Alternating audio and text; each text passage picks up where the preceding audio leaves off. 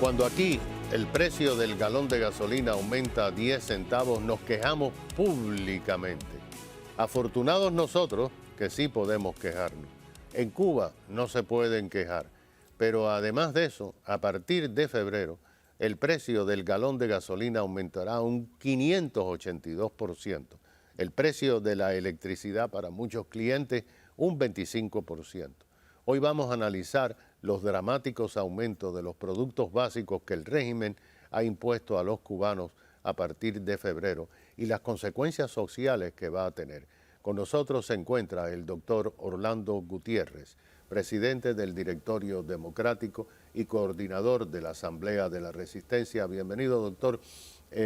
Usted ha seguido la economía de la isla muy de cerca durante muchos años. De hecho, la economía, entre otras cosas, fue lo que disparó el 11J.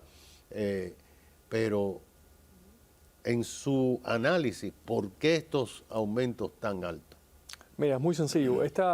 La economía comunista en Cuba, en primer lugar, el régimen comunista cuando llegó al poder quebró la economía cubana para poder controlar a la clase media cubana, para poder romper el sindicalismo, romper el empresariado, romper a los colonos. Ellos quebraron la economía. Ellos pensaron que podían reconstruir rápidamente una economía próspera comunista, lo cual era un completo desacierto. Entonces se acostumbraron a vivir del subsidio soviético. Y la economía no tenía que ser productiva, simplemente cumplir con las metas de los soviéticos. Los soviéticos metieron en Cuba todo tipo de dinero. Después se acostumbraron a vivir del subsidio de Chávez. Pero ahora están en el mundo real, donde no reciben ese tipo de subsidio y la economía tiene que producir. Y el gran temor de ellos es que si aflojan los controles económicos, pierden el control del país. Y por eso no lo van a hacer. Entonces el campo cubano sigue siendo un campo colapsado, sigue siendo un campo que no puede alimentar al país, ni mucho menos exportar, y de ahí todo el resto de la economía. ¿Qué pasa? Que ahora al verse donde están, tienen que empezar a tomar estas medidas drásticas en contra de la población para poder defender el dinero de la oligarquía. Lamentablemente, el dinero que le entra al régimen y no le llega al pueblo es el dinero que viene de la Unión Europea y de Canadá. Porque ni Rusia ni China han estado dispuestos a jugar el papel que jugaron los soviéticos de amamantar esa economía que es improductiva por diseño. En este momento, las explicaciones que dan los jerarcas distintos, dice, bueno, nosotros vamos a aumentar el precio para tratar de reducir el consumo. Pero es que el consumo va a seguir, porque la gente tiene que moverse en algún lugar, el transporte. Los totalitarios todos son iguales. Hitler le echaba la culpa al pueblo alemán de la derrota de Alemania en la Segunda Guerra Mundial, que los alemanes no habían vivido la altura de la doctrina nazi. Lo mismo con esta gente, llevan 64 años, 65 años con una economía que ellos quebraron y echándole la culpa de la quiebra al pueblo cubano, que es el que sufre todas las consecuencias. Porque bien Barrigón está Marrero y está Díaz-Canel comprado al pueblo cubano que se está muriendo de hambre. Entonces, exceso de consumo, si el cubano no tiene cómo sobrevivir de día en día, ¿cómo que el exceso de consumo? ¿Cómo es que ellos han tenido dinero para levantar y construir hoteles para turistas? Sin embargo, en Cuba no arreglan las carreteras, no arreglan las escuelas, no construyen hospitales, no atienden al pueblo. Ahí está la hipocresía de una economía comunista, porque es siempre una economía subordinada a la doctrina del poder del Estado. ¿Qué misterio hay con la Unión Europea? Usted ha estado en muchísimos de estos países que han subvencionado a Cuba.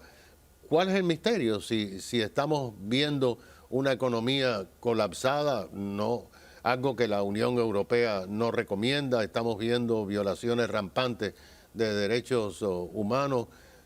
¿Cuál es ese misterio? ¿Antiamericanismo? ¿Qué es lo que es? El misterio se llama el Partido Socialista Obrero Español, que controla el gobierno de España. El gobierno de España es el guardaespaldas del régimen comunista de Cuba.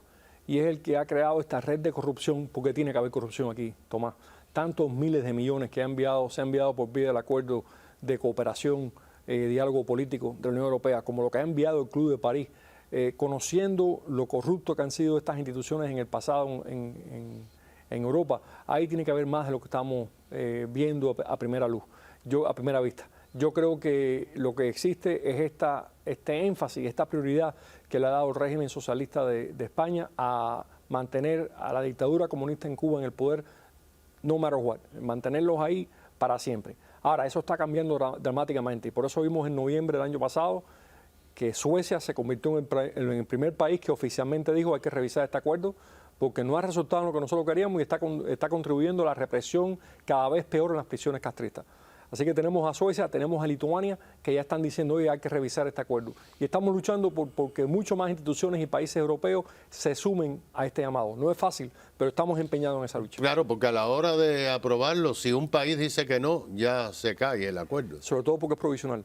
Claro. Es un acuerdo provisional, así que lo que hace falta es decir que el emperador no tiene ropa. Ahora, la Asamblea de la Resistencia tiene gente en Cuba. El directorio tiene gente en Cuba. Ustedes están en comunicación. El J-11 surgió inesperadamente, pero todas las broncas y todas las protestas siempre comienzan en las bodegas, en los mercados. Bueno, es que ahí es donde el pueblo de Cuba siente la opresión más directamente. Ahí es donde siente la escasez, donde siente la regulación, donde siente la opresión de este régimen. Lo siente directamente ahí. Y yo creo que es en esas colas y en esa demanda que se va a ver. Ahora tenemos otro tema. El tema es que han enviado a estos muchachos cubanos engañados a Ucrania a una guerra terrible, a servir a Rusia en esa guerra. Ya estamos viendo los primeros muertos esta semana. Sí, y las familias en Cuba diciendo, oye, engañaron a mi hijo, envíenos el cuerpo. Tú denunciaste en su momento que los cuerpos de los cubanos no nos enviaban de vuelta de Angola de a Angola, Cuba. nunca. ¿Usted prevé que van a haber protestas en la isla, aunque el régimen está dispuesto a hacer lo que tenga que hacer para liquidar esto? Yo preveo todo tipo de resistencia dentro de Cuba, porque desde el 11 de julio el país cambió. Hay todo tipo de resistencia toda la semana, eso va a seguir. Y la razón por la cual el régimen nos ha encausado como supuestos terroristas, la razón por la cual han encausado a la Asamblea como terroristas y nos están amenazando y pidiendo nuestra extradición, es porque sienten la presión, sienten los efectos de la lucha que estamos llevando a cabo. ¿Y esa extradición, alguien se ha comunicado con usted o todavía no? Ellos tienen tratados de extradición con 16 países. La mayor parte de esos países no van a cumplir con eso, pero los regímenes aliados con ellos, como el de Colombia, el de Nicaragua, ahí sí hay que tener cuidado. Desde luego, hay que tener. Hablando de Centroamérica, ahora con Milei, ahora con Noboa y ahora con el presidente de El Salvador, evidentemente hay un triunvirato que está exigiendo que haya democracia en la América Latina. ¿Eso puede ayudar a Cuba? Yo creo que sí, hay dos líderes más que son importantes. Santiago Peña de Paraguay, un joven líder brillante, un presidente con una visión tremenda, y Lacalle en Uruguay. Yo creo que las cosas están cambiando en América Latina en la dirección correcta.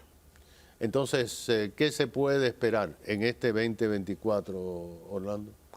Va a ser un año clave, va a ser un año muy importante. Yo creo que vamos a ver mucho más resistencia por parte del pueblo de Cuba y vamos a hacer todo lo que podamos para unirnos cada vez más como comunidad para lograr en la Unión Europea y en Canadá que cese el subsidio al régimen. Es más, te quería decir que en los próximos días, después de este programa, vamos a hacer una conferencia de prensa con una gran cantidad de grandes artistas cubanos para lanzar la campaña internacional Unidad y Libertad. Nos gustaría mucho que tú también nos acompañaras. Y va a ser un evento donde vamos a dar a conocer una canción que se llama La Marcha Anticomunista, que la hizo Frankie Marcos de Clouds. Sí. Y le vamos a pedir a estos grandes músicos cubanos que sean los embajadores de la verdad del pueblo de Cuba. ¿Y esto es una campaña para tratar de llegar a qué países, por ejemplo? Mira, aquí el énfasis es América Latina y Europa y Canadá. Tenemos que llevar nuestro mensaje ahí, tenemos que hacerle conciencia a esos pueblos de que no permitan que sigan malgastando sus fondos públicos en subsidiar una terrible dictadura. Bueno, definitivamente vamos a estar al tanto de eso, doctor. Es el doctor Orlando Gutiérrez, presidente del Directorio Democrático, coordinador de la Asamblea de la Resistencia. Enseguida regresamos.